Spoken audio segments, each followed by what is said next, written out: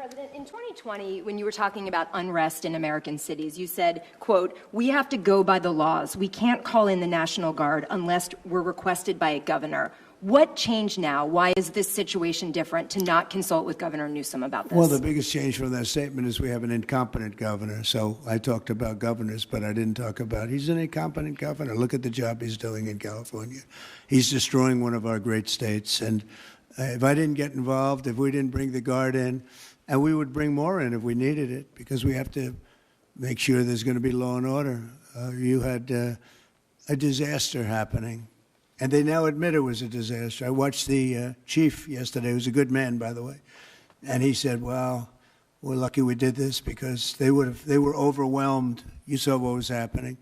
So we did the right thing. Everybody agrees to that.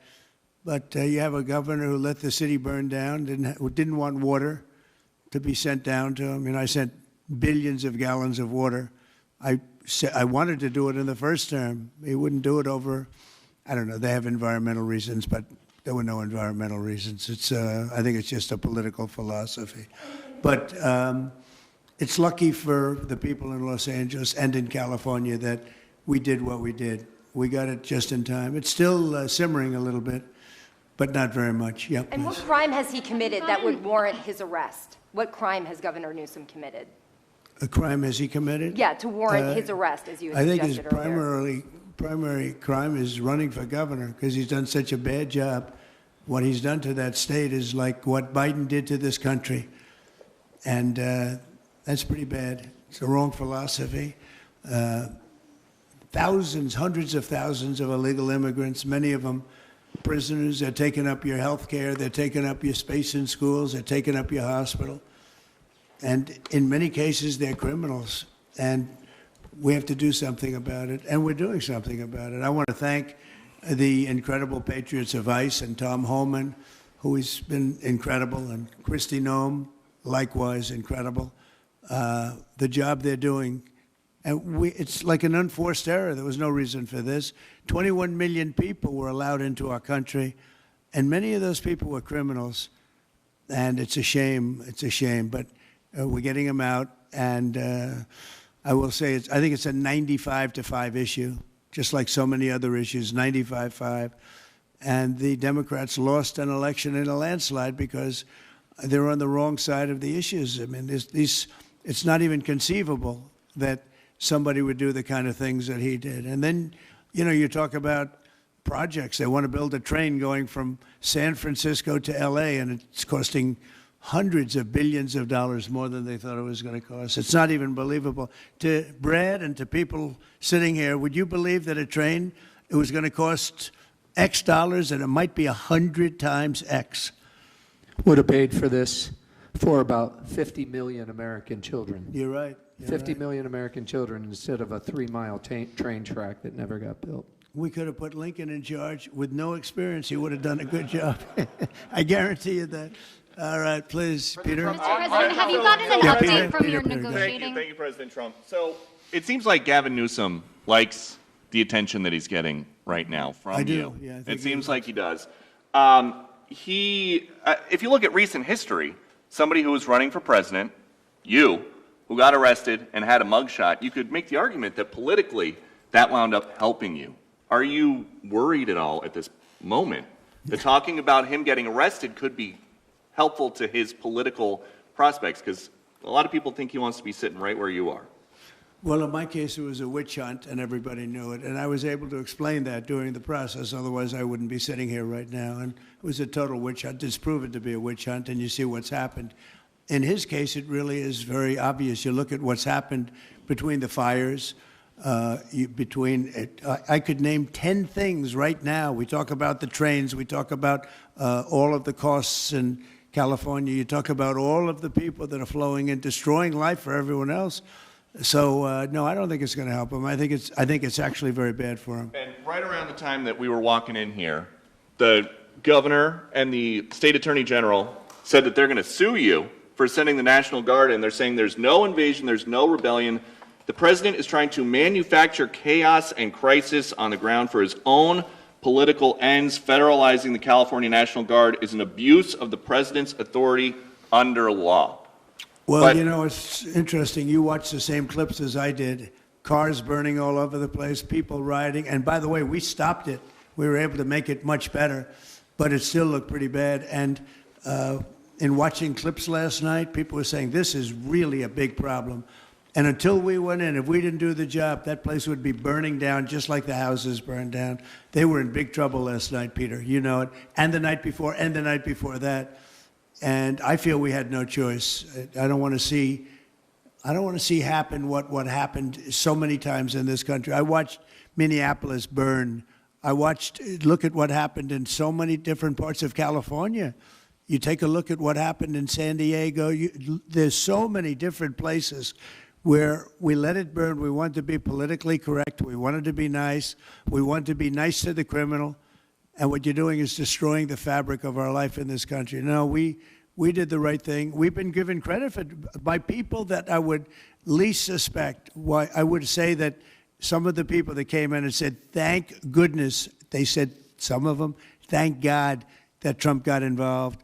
And I'm very happy I got involved. And I think Gavin, in his own way, is probably happy I got involved. Yeah, go ahead, Peter. What do you make of the fact that he says, you want a civil war on the streets of America? No, it's just the opposite. I don't want a civil war. Civil war would happen if you left it to people like him. And I liked him. You know, I always got along with him. Never had a problem with him. But he's grossly incompetent. Okay. In London? Have you gotten an update from your team in London negotiating? What? Louder. Have you gotten an update from your team in London negotiating the China trade talks? We are doing well with China. China's not easy, just like your home country is not easy there. I think we're doing very well. They're over there now. I'm only getting good reports. It's a little early, but they'll be calling in soon. In fact, probably when I get back, I'll have my first call from them. We want to open up China. And if we don't open up China, maybe we won't do anything. But we want to open up China. It'll be a great thing for China, a great thing for the rest of the world. Are you willing to lift export controls when it comes to China? Did you give your negotiators any sort of limitation? We're going to see. Look, China has been ripping off the United States for many years. Nobody charged them 10 cents. No president had the courage to charge China for whatever reason. They didn't want to do it. I took in hundreds of billions of dollars. I put on tariffs on China when I got in first term. And we took in hundreds of billions of dollars. And then I did it again, but I did it for a lot of others. If you look at the stats, the deficit last month was cut in half. Everybody was shocked. I wasn't shocked. I think a lot of the people at this table weren't, because they saw the billions of dollars that were pouring in, and the tariffs hadn't even started yet, just about. They were in cars. They were in some countries at a very minor level. And we cut the deficit in half, and it was a big story a couple of days ago. They said, I don't believe, one of the announcers on a business network went wild, said, I can't believe these numbers. Those numbers are good. The numbers are going to be very good. I think we're going to have a great 4 years. You know, we had the greatest economy in history during my 4 years. I think this one's going to blow it away. Yeah. Mr. President, Go ahead, please. do you have a message for Greta Thunberg, and did she come up on your call with the Prime Minister today? Well, she's a strange person. She's a young, angry person. I don't know if it's real anger. It's hard to believe, actually, but I saw what happened. She's certainly different. Anger management. I think she has to go to an anger management class. Do you That's think my primary recommendation for her. Was she kidnapped by Israel, as she says? Was she kidnapped? I find it. I think Israel has enough problems without kidnapping Greta Thunberg. And secondly, are you going to Is get... that what she said? She was kidnapped by She did Israel? say that, yes, sir. Are you going to get rid of the Tesla and the Starlink service that you have here at the White House?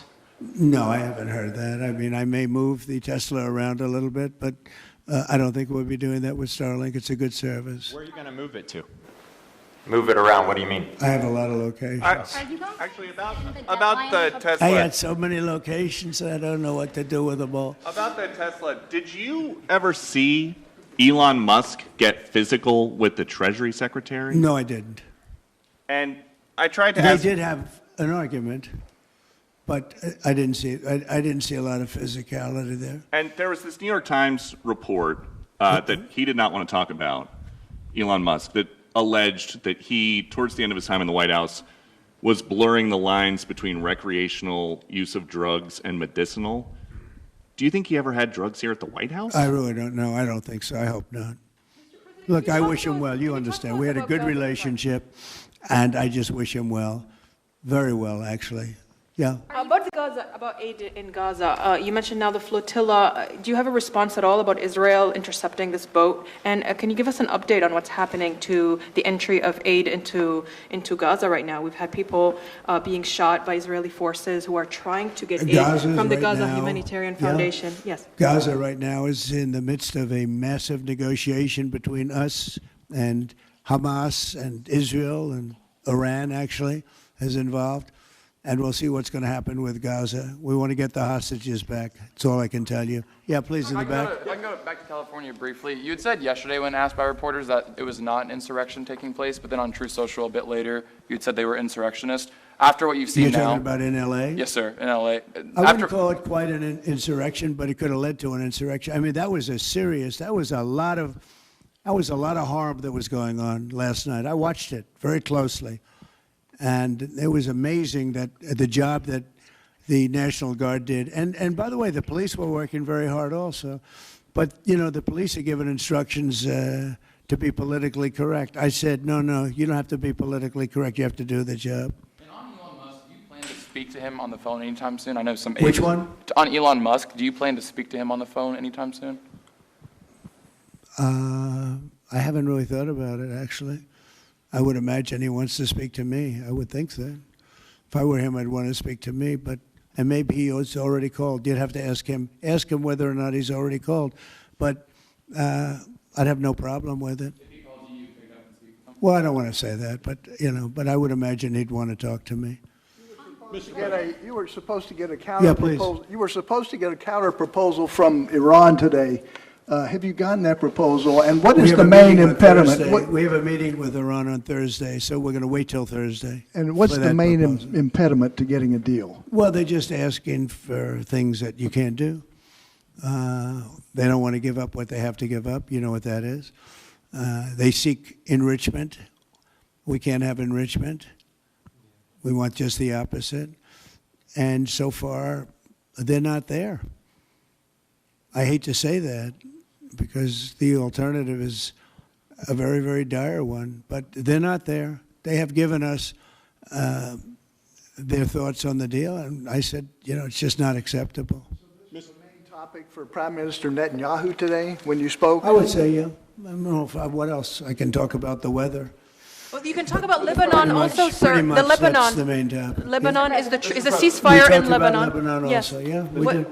What about Lebanon, sir? Well, Lebanon's working very hard. They have a great new ambassador that I put there. Man I know very well. He's very smart. I didn't even know he was Lebanese. And I said, why would you want Lebanon? He said, I was born there. I love it. I love the people.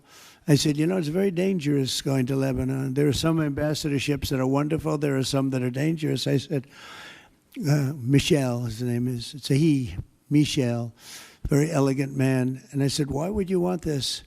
And he said, because I love my country and I love those people. I said, it's very dangerous. He goes, I don't care. This is not a man that lived on danger. He's a very successful man from here. And he wanted to be the ambassador despite probably a very dangerous situation he's going into. You see what's going on. But I had great respect for that. He loves that country. He loves it. He was born there. He loves the country. Yeah. Mr. President, you've Please. got a big, beautiful parade coming up on Saturday. We do. What's your biggest expectations for that? Then I've got a second question in regards to Gavin Newsom. Go ahead and talk about the big, beautiful parade. Thank you, Brian. It's such a, I think, important moment for this country. 2 weeks ago, I was calling people and back and forth with leaders, including President Putin, including French president, including lots of different people. And all of them said, we're celebrating victory in World War II. And I said, wow, isn't that amazing? We're the only one that wasn't celebrating, and we're the one that won the war. Now, Russia did help. They did lose 51 million people, in all fairness. People would say, oh, he's sticking up for Russia. No, they lost 51 million people. And We can't forget that. But France was celebrating. And as you know, Hitler made a speech at the Eiffel Tower. But when I spoke to President Macron, he said, oh, we are celebrating the great victory of World War II. And I think that's great that he was doing it. But we're the one that won it, and we weren't celebrating. I said to myself, isn't that crazy? And I think it's time for us to celebrate a little bit. We've had a lot of victories. We won 2 world wars, and then we go out and change the name of the forts where we won the wars. You go out, we win world wars from Fort Robert E. Lee, from Fort Bragg, from all the different forts. And what do? We change the name of the forts because we want to be politically correct. So a lot of them were changing back. You probably noticed Fort Bragg and others. But I think it's a time to celebrate our military. We've rebuilt our military largely. Little low on ammunition. That's because it goes out very fast to other countries, one in particular. But we'll get that back very quickly. But we have a military the likes of which nobody has. Nobody comes close. We have the best equipment in the world. We make the best equipment in the world. There's no military like our military. We showed that with ISIS. I was told by the television generals it would take 4 years to win, and we did it in 3 weeks. And it was headed by General Raisin Kane, who's now the chairman of the Joint Chiefs of Staff. He's great. Just left him. No, I think it's time that we celebrate. And I sort of have to laugh at these people. Well, you're going to spend a lot of money. A lot of that money is being paid for by me and people that make donations. I don't know if you know that. A lot of it won't even come out of the military. I think I can say that, Susie, right? We have people putting up money to do it. Not that it's necessary, because I think it's a great expenditure. We have many tanks. We have all sorts of new ones and very old ones, old from World War I and World War II. It's really a celebration of the Army. So the Army is a year older than the country. So next year we celebrate 250 years, but we're celebrating the Army on Flag Day. And it's not my birthday. It is my birthday, but I'm not celebrating my birthday. I'm celebrating Flag Day. It happens to be the same day, so I take a little heat. But Flag Day is the appropriate date. And we're celebrating 250 years of the Army, a great service. And remember, think of it, we won so much. We won World War I, World War II, so much else. And then we became politically correct. But I can only tell you that I was told that ISIS would take anywhere from 4 to 5 years, and we did it in 3 weeks. You were there, you watched, right? We have the greatest military in the world. Nobody can beat us. As long as we have our right leadership, nobody can beat us. If we have stupid people running it, like you had in Afghanistan, when you look at that, first of all, Afghanistan should have been an easy victory as a war, but we were so sad the way we fought it, so ridiculous. We fight not to win, but we didn't used to be that way. And we're celebrating, because I think the day in Afghanistan was the saddest period of time in the history of our country. That was a Biden mess with bad generals like Milley and others. They were bad. They were incompetent generals. I know all the good ones and the bad ones. We got rid of most of the bad ones. But it was time to celebrate, and that's what we're doing. So it's on June 14th, and it's going to be a parade the likes of which I don't know if we've ever had a parade like that. It's going to be incredible. We have even though it's the Army, we have a lot of those Army airplanes flying over the top, and we have tanks all over the place. So we have thousands and thousands of soldiers going to bravely march down the streets.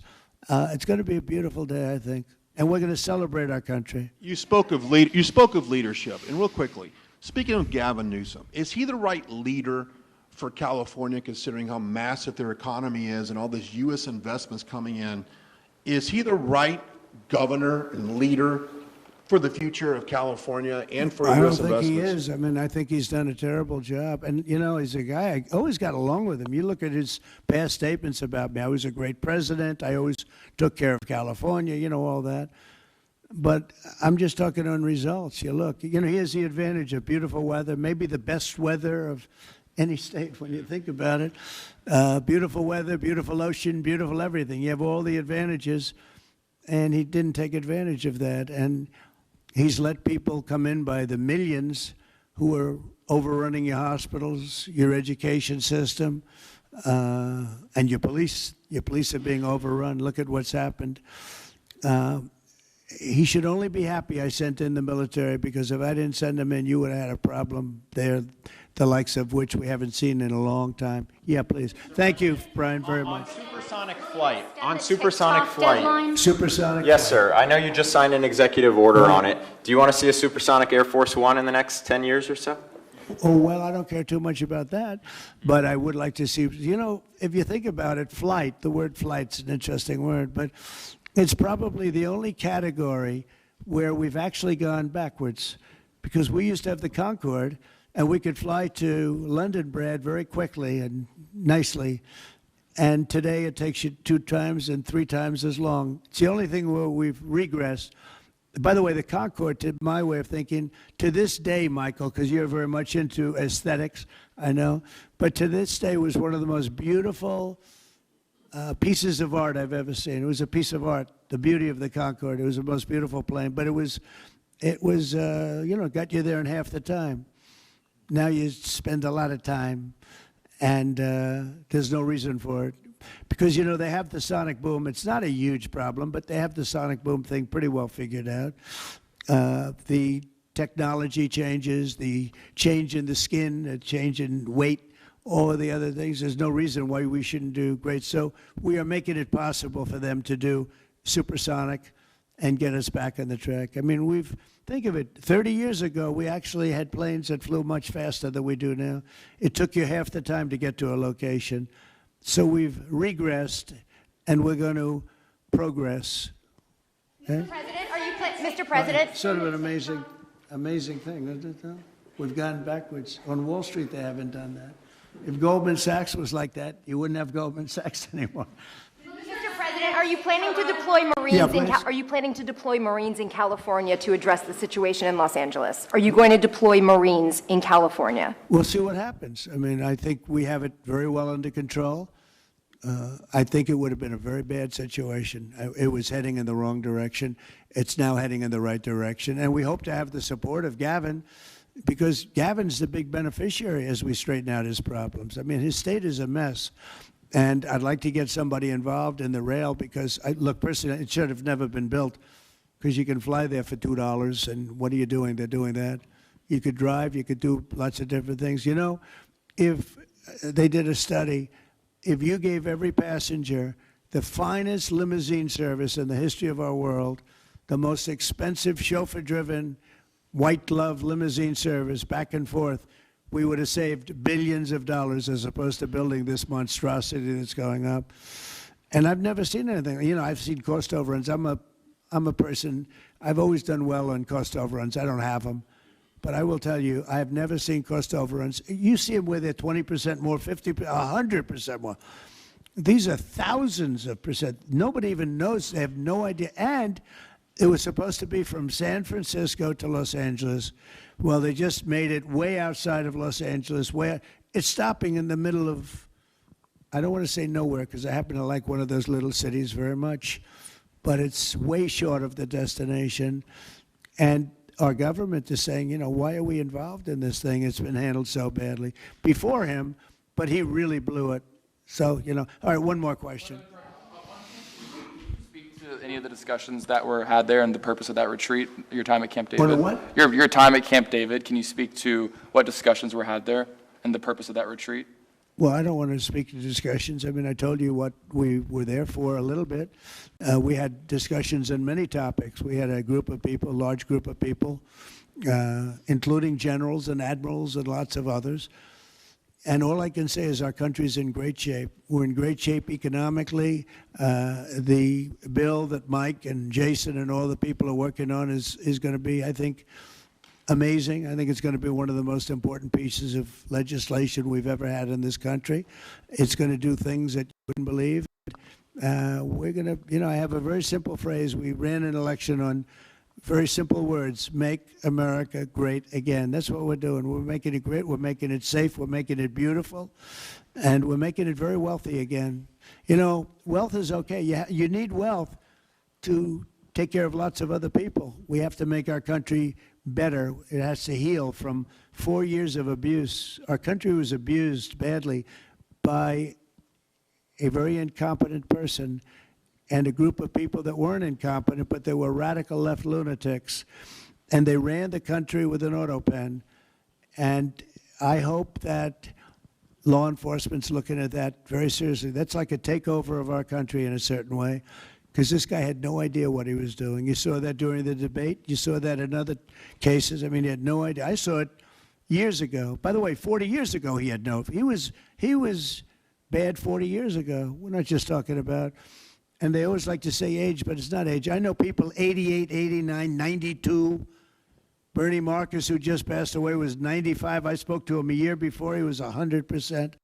It's not age. It's something else. But whatever it is, you can't have that in this country. The damage he's done to this country is unbelievable. But the good news is we've got much of it fixed already, and the rest of it will happen. Thank you all very much. Thank you.